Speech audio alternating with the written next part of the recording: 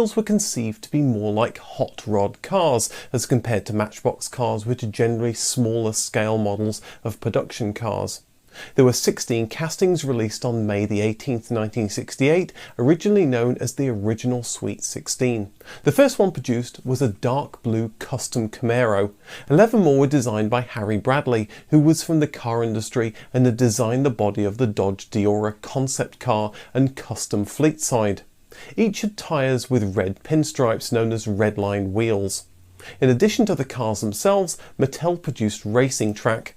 Though it would be updated throughout the years, the original track consisted of a series of brightly coloured orange road sections with 1 or 2 superchargers which would use spinning wheels to propel the cars along the track.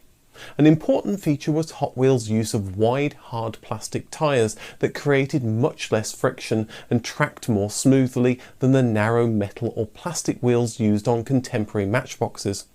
Hot Wheels cars were designed to roll easily and at high speeds, which was a great innovation at the time. The competition at Matchbox and elsewhere to completely rethink their concepts and to scramble to try and recover lost ground. Harry Bradley didn't think the cars would be a success and had quit Mattel to go back to the car industry. When the company asked him back, he recommended a good friend, Ira Guilford. Guilford, who had just left Chrysler, quickly accepted the job of designing the next Hot Wheels models. Some of Hot Wheels' greatest cars, such as the Twin Mill and Spitting Image, came from Ira Guilford's drawing board. The success was consolidated with the 1969 releases, with which Hot Wheels effectively established itself as the hottest brand of small toy car models in the USA. The initial prototypes of the Beach Bomb were faithful to the shape of the real VW Type 2 bus and had 2 surfboards sticking out the back windows, in a nod to the VW's perceived association with the surfing community and the slang term for a person who spends much time surfing, a beach bum. During the fledgling Hot Wheels era, Mattel wanted to make sure that each of the cars could be used with any of the playsets and stunt track sets. 1970 brought a new Hot Wheels advertising slogan, "Go with the winner," and 43 new cars appeared. This was also the year that the Sizzlers and Heavyweights lines appeared. Ira Guilford was joined by Larry Wood in designing new cars. His first design would be the Tri-Baby. In 2014 he was still working there designing cars. Mattel introduced the Snake and the Mongoose, a manufactured rivalry between 2 professional drag racers, calling themselves the Snake and the Mongoose for the purposes of publicity. 1970 also introduced the first Silver series, which contained 3 silver-painted models, the Boss Hoss, the Heavy Chevy and the King Cuda, which were only obtainable through a mail-in offer that included a membership to the Hot Wheels Club. These 3 cars featured supercharged engines featuring large Roots blowers without hoods and open exhaust headers, after the style of drag racing cars of the era. Popular among children, these silver cars were considered faster than the rest of the Hot Wheels lineup because they were supposedly heavier than other gravity models, but the accuracy of this claim has never been tested under scientific conditions. On the success of Hot Wheels, Mattel introduced the Sizzlers range in 1970, which included a small motor and tiny rechargeable NiCad battery that gave up to 5 minutes of use. They could run on regular orange track and the line was an immediate hit. 2-lane track sets such as the California 8-race set were developed that allowed Sizzlers to race side by side, until Mattel created the Black Fat track, which is 3 lanes wide with steep bank curves designed to allow Sizzlers to run free. However, 1972 and 1973 were slow years. Only 7 new models were made in 1972. Of the 24 models appearing for 1973, only 3 were new models. Also, the cars changed from Mattel's in-house Spectraflame colours to mostly drab, solid enamel colours, which mainstream Hot Wheels cars still use today. In 1974, Hot Wheels introduced its Flying Colours line and added flashy decals and tampo printed paint designs, which helped revitalise sales. As with the lower friction wheels in 1968, this innovation was revolutionary in the industry, and although far less effective in terms of sales impact than in 1968, was copied by the competition, who didn't want to be outmaneuvered again by Mattel product strategists. In 1977, the red line wheel was phased out, with the red lines no longer being printed on the wheels. This cut costs, but also reflected that the red line tyres popular on high-speed rated automotive tyres during the era of muscle cars and polyglass tyres were no longer popular.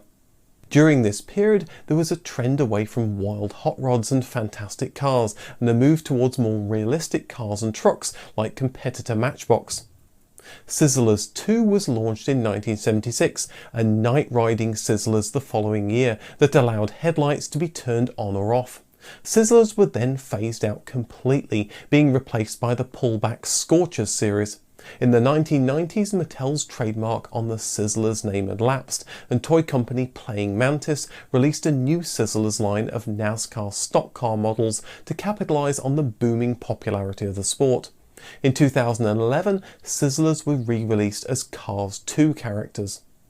In 1981, Hotwheels were introduced, which had gold-painted hubs and claimed to have thinner axles for greater speeds, along with additional suspension compliance that older production Hot Wheels lacked. Ultra Hot Wheels were introduced in 1984 and claimed further speed improvements.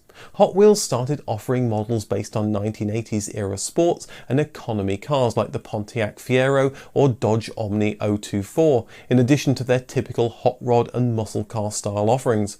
In 1983, a new style of wheel called Real Riders was introduced, which featured real rubber tyres. Despite the fact that they were very popular, Real Riders was short-lived because of the high production costs. In the late 1980s, the so-called Blue Card Blister Pack colour scheme was introduced, which would become the basis of Hot Wheels colours still used today. Two other innovations were introduced briefly in Hot Wheels cars in the 1980s. The first, thermal colour change paint, changed the car's colour on exposure to hot or cold temperatures. The second, crack-ups, were vehicles with a panel that on contact would rotate to reveal a reverse side which appeared to be heavily dented. In the 1980s, Hot Wheels adopters of the new computer games market, Mattel released a computer game version of Hot Wheels for various 8-bit platforms starting in 1984. They've since introduced many different games on home computers, then consoles and smartphones, with Hot Wheels Race Off for Android and iOS in 2017 being the latest. In 1995, the lineup was split into series. First, the Model series that included all of the year's new castings, and was renamed to First Editions the following year. Next was the Treasure Hunt series that consisted initially of 12 cars every year with 1 or 2 released per month. The original production run was 10,000 of each car worldwide. That number has since risen due to the increasing demand and popularity of Hot Wheels as a collector's item. The rest of the series included 4 cars with paint schemes that followed a theme. For example, the Pearl Driver cars all had pearlescent paint. Sales for the series models soared, with another program also introduced that year called the Bonus Cars program, causing stores around the nation to have shortages. Purchasing the 4 car sets and sending in the packaging backs plus a handling fee gave you the opportunity to collect the bonus cars, 1 each released for each quarter of the year starting in 1996 through at least 2000. Mattel brought Tyco toys in 1997. Along with the purchase came old competitor Matchbox. Arguably the 2 most dominant companies in Matchbox-sized cars were now under one roof. In 1998, Mattel celebrated the 30th anniversary of the Hot Wheels brand by replicating various cars and individual packaging from its 30-year history and packaging these replicated vehicles in special 30th anniversary boxes. And in 2003, Hot Wheels celebrated its 35th anniversary with a full-length computer animated film called Hot Wheels Highway 35 World Race.